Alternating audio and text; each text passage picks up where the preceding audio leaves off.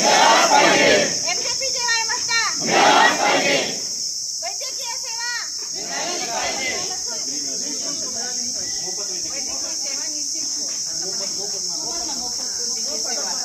मोफत वैद्यकीय सेवा, मोफत वैद्यकीय सेवा, महाराष्ट्र राज्य परिचारिका संघटनेचा, महाराष्ट्र राज्य परिचारिका संघटनेचा, परिचारिका एकजुटीचा, परिचारिका एकजुटीचा, हम सब एक हैं, हम सब एक हैं, हमारी यूनियन, हमारी ताकत। या ठिकाणी जो संप तुम्ही चालू केलाय याबद्दल तुम्ही माहिती दिली तर बरं होईल.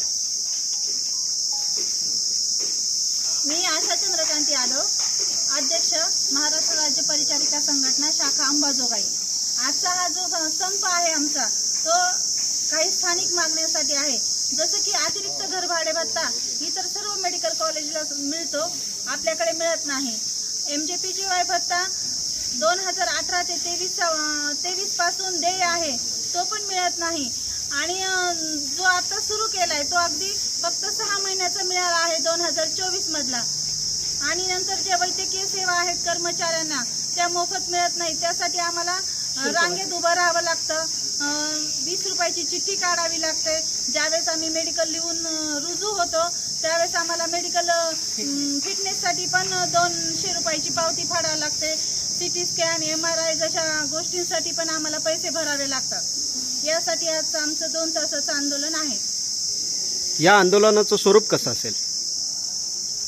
मी कृष्णा शिंदे, महाराष्ट्र राज्य परिचारिका संघटना शाखा अंबाजोगाईचे सचिव आहे. या आंदोलनाचं स्वरूप आम्ही 4 तारखेलाच डीन सरांना निवेदन दिलेलं आहे लेखी स्वरूपात. तर याचं जे आंदोलन स्वरूप आहे ते 13 आणि 14 मेला 2 तासाचं 8 ते 10 वाजेपर्यंत कामबंद आंदोलन असणार आहे. त्याचबरोबर जर आमच्या मागण्या पूर्ण नाही झाल्या तर आम्ही 15 तारखेपासून बेमुदत आंदोलन त्या ठिकाणी करणार आहोत. आमच्या ह्या मागण्या एकदम क्षुल्लक आहेत आणि लोकल लेवलच्या मागण्या आहेत.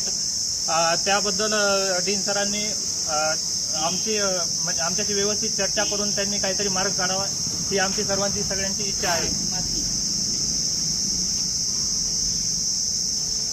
महाराष्ट्र राज्य परिचारिका संघटनेचा, महाराष्ट्र राज्य परिचारिका संघटनेचा अतिरिक्त घरभाडे भत्ता, अतिरिक्त घरभाडे भत्ता, वैद्यकीय सेवा मोफत, वैद्यकीय सेवा मोफत, एमजेपीजेवाय भत्ता, एमजेपीजेवाय भत्ता, हम सब एक हैं.